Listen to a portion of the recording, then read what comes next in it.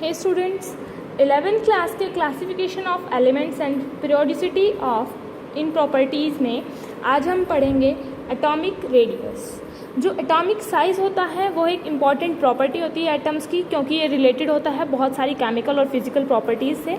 जब हम atomic size से डील करते हैं तो एटम एज्यूम किया जाता है to be sphere and its radius इसका साइज़ को डिटरमाइन करती है। एटॉमिक रेडियस को हम डिफाइन कर सकते हैं distance from the center of nucleus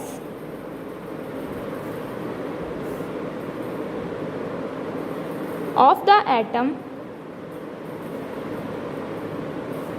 to outermost shell of electron।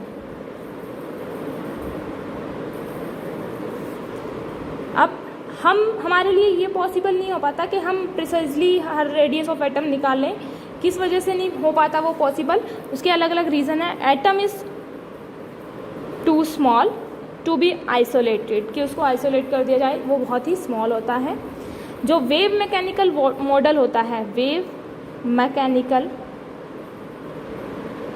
Model, ये अलो नहीं करता वेल डिफाइंड बाउंड्री के लिए।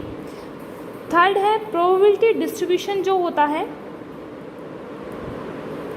वो अफेक्ट होता है, प्रोबेबिलिटी डिस्ट्रीब्यूशन अफेक्ट होता है अदर एटम, जो भी नेबरहुड में एटम प्रेजेंट होते हैं उनसे। फोर्थ है साइज, हमेशा चेंज होता है जब भी बॉन्डिंग स्टेट होती है, दूसरी अलग बॉन्डिंग स्टेट में जाता है तो साइज हमेशा चेंज होता है। फर्स्ट हम सबसे पहले पढ़ेंगे कोवेलेंट रेडियस के बारे में। कोवेलेंट रेडियस क्या होती है? जो अप्रोक्सीमेट एटॉमिक रेडियाई होती है नॉन मेटालिक एलिमेंट्स की, उनको हम डिटरमाइन कर सकते हैं। हम कोवेलेंट रेडियस को हम कैसे डिफाइन करते हैं? 1/2 ऑफ द डिस्टेंस, किसके बीच में distance? The nuclei of two similar atom. See if these are the two similar atom and this is the distance between their centers, so for their 1/2 distance we can say this is a covalent radius. In case of homonuclear bond, R covalent would be equal to 1/2, that is internuclear distance between two bonded atoms. So this is covalent radius.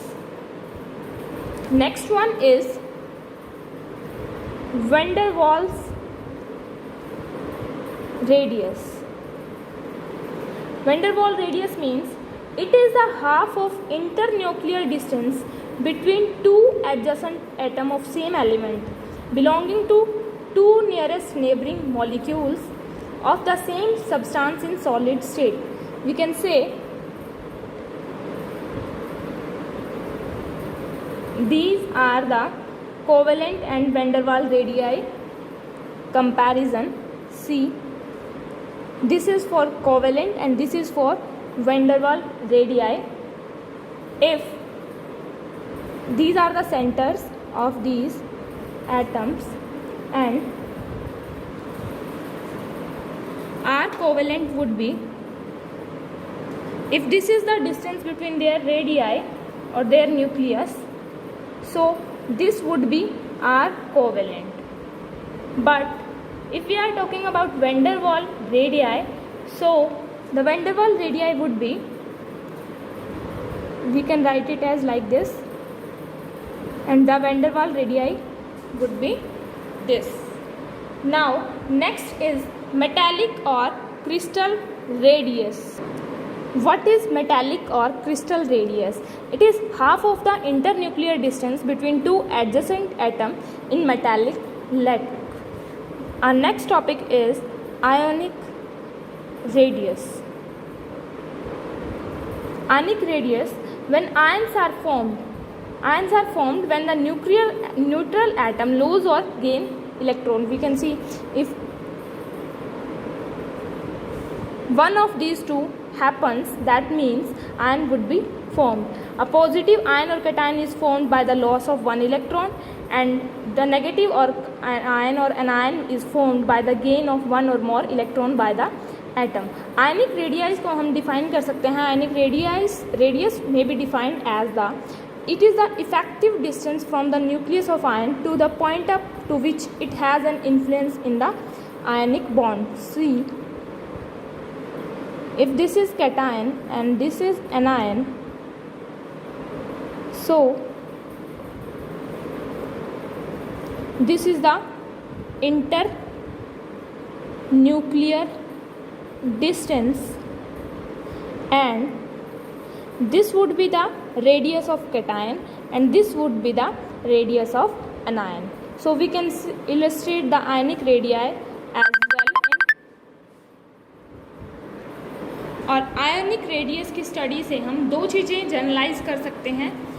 First one is size of cation जो होता है वो smaller होता है as compare to parent atom. Second is size of anion जो होता है, size of anion is larger as compare to that of parent atom. As we can see this point easily here, size of anion and size of cation, these may vary.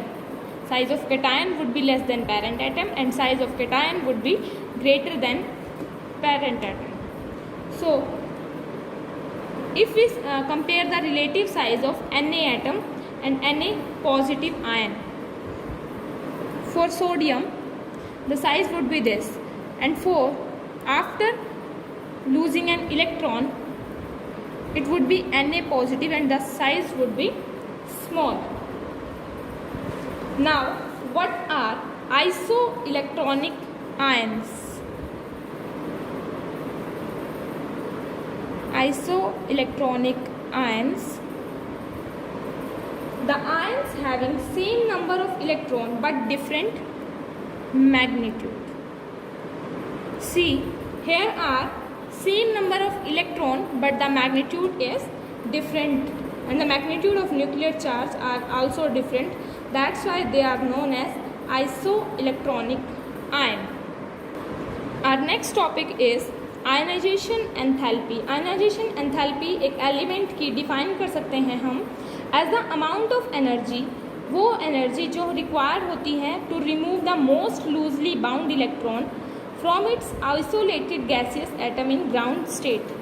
जितनी energy भी हमें remove करने के लिए require होती है, जो most loosely bound electron होते हैं इसकी गैसियस एटम से ग्राउंड स्टेट में, वही एनर्जी आयनाइजेशन एंथैल्पी कहलाती है, उसी को हम आयनाइजेशन एंथैल्पी कहते हैं। अगर हम ए की बात करें तो इसमें क्या है, ए प्लस अगर हमने रिमूव किया है मोस्ट लूजली बाउंड इलेक्ट्रॉन तो डेल्टा एच जो है वो डेल्टा आई एच के इक्वल होगा और यही हमारी आयनाइजेशन एंथैल्पी होगी। इसको हम अगर एक्सप्रेस करना होता है तो हम इसको एक्सप्रेस करते हैं इलेक्ट्रॉन वोल्ट्स पर एटम। 1 इलेक्ट्रोवोल्ट पर एटम जो होता है वो 96.49 किलो जूल पर मोल के इक्वल होता है। अब फैक्टर्स किन किन पे जो आयनाइजेशन एंथैल्पी है वो डिपेंड करती है। सबसे पहले साइज ऑफ एटम पे, मैग्नीट्यूड पे, स्क्रीनिंग इफेक्ट पे, जो इनर इलेक्ट्रॉन होता है उसके स्क्रीनिंग इफेक्ट पे, पेनिट्रेशन इफेक्ट पे, and the fifth one last one is electronic configuration पे। इन पांचों चीज़ों पे जो आयनाइजेशन एंथैल्पी है वो डिपेंड करती है। साइज ऑफ एटम पे कैसे डिपेंड करती है, जो डिस्टेंस होता है इलेक्ट्रॉन और न्यूक्लियस का वो साइज ऑफ एटम होता है, और जो साइज ऑफ एटम अगर इंक्रीज होता है तो जो आउटर मोस्ट इलेक्ट्रॉन होते हैं वो लेस टाइटली हेल्ड होंगे न्यूक्लियस से, और इसका मतलब क्या होगा, हम उनको इजीली रिमूव कर सकते हैं। तो आयनाइजेशन एंथैल्पी जो है, साइज ऑफ एटम अगर इंक्रीज होता है तो आयनाइजेशन एंथैल्पी डिक्रीज होती है। Second is magnitude of nuclear charge. अगर इंक्रीज होता है न्यूक्लियर चार्ज तो हमारे लिए बहुत ही मुश्किल हो जाता है कि हम रिमूव कर सकें लूजली बाउंड इलेक्ट्रॉन को। दैट मीन्स ये इंक्रीज होता है with the increase of magnitude. Ionization enthalpy would increase in the increase of by the increase in magnitude. Screening effect of inner electron. अगर इलेक्ट्रॉन आउटरमोस्ट शेल में कोई भी experience नहीं करते न्यूक्लियर चार्ज का रिपल्सिव इंटरेक्शन से, तो ये इसको हम स्क्रीनिंग इफेक्ट कहते हैं. अगर अदर फैक्टर चेंज नहीं होते तो जो इंक्रीज होता है उससे क्या होता है, डिक्रीज हो जाता है आयनाइजेशन एंथैल्पी में. पेनिट्रेशन इफेक्ट में क्या होता है, अगर हम सेम शेल की बात करें तो हम p इलेक्ट्रॉन्स को s इलेक्ट्रॉन से ज़्यादा इजीली रिमूव कर सकते हैं. हम आराम से उसको रिमूव कर देंगे तो ये भी इंक्रीज होता है. लास्ट है इलेक्ट्रॉनिक कॉन्फ़िगरेशन. इलेक्ट्रॉनिक कॉन्फ़िगरेशन मतलब अगर एक स्टेबल कॉन्फ़िगरेशन है किसी की तो वो लेस टेंडेंसी होगा कि वो इलेक्ट्रॉन को लूज़ करेगा. तो इसकी टेंडेंसी पे डिपेंड करेगा कि वो स्टेबल है या नहीं है. तो हम ये देख लेंगे कि जैसे नोबल गैसेस होती हैं उनकी हाईएस्ट आयनाइजेशन एंथैल्पी होती है, उसके बाद जो होते हैं वो हाफ फील्ड होते हैं तो उनकी कम होती है, और उसके बाद बहुत ज़्यादा higher value of ionisation enthalpy आती है. हमारी नेक्स्ट वीडियो में हम आयनाइजेशन एंथैल्पी की वेरिएशन पढ़ेंगे across periods and across groups. So this was our ionization enthalpy and another ions and energy. So thank you students.